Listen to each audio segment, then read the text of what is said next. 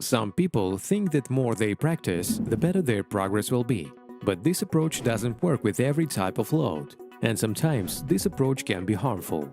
Some people throw themselves such a challenge, pull up every day for a month and see how this will affect its body. But is it worth doing?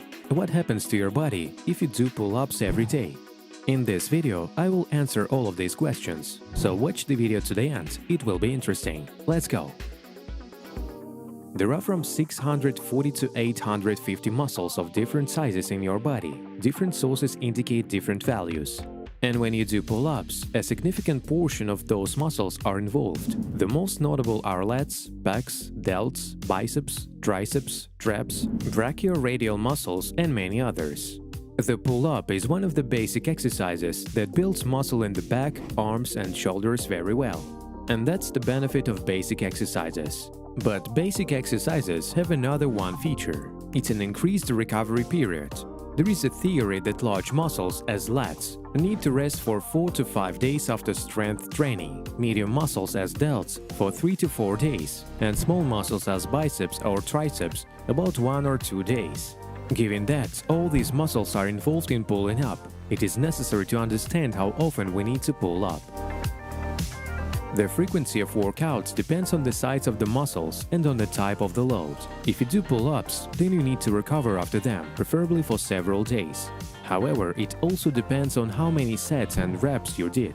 For example, if you can pull up 20 times and it is your maximum, but you worked at 75% of the maximum, that is you pulled up 15 times and were not even tired. Then in this mode you can pull up almost every day and overtraining most likely won't threaten you.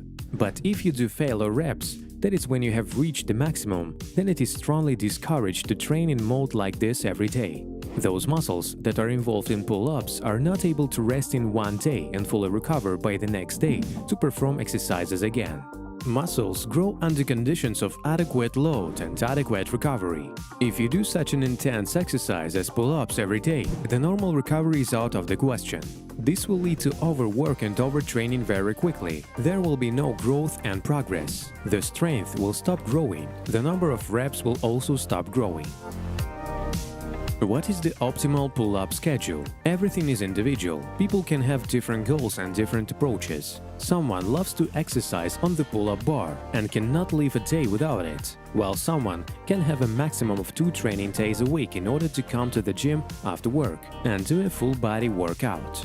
But the general recommendations are as follows. Pulling up is definitely not recommended more than 3 times a week.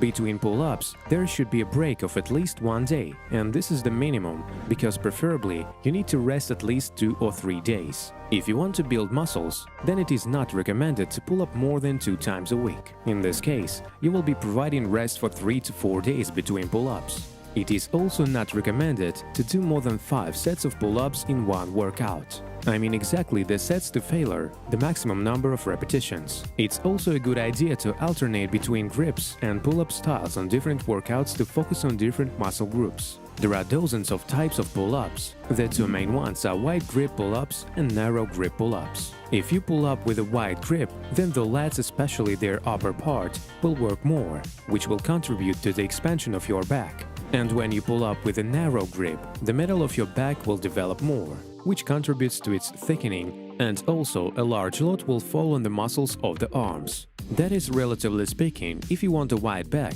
pull up with a wide grip. If you want a thick back, pull up with a narrow one. In addition, there are chin-ups. With this type, the biceps take a significant load on themselves, and in general, this is a very good basic multi-joint exercise with an emphasis on the biceps.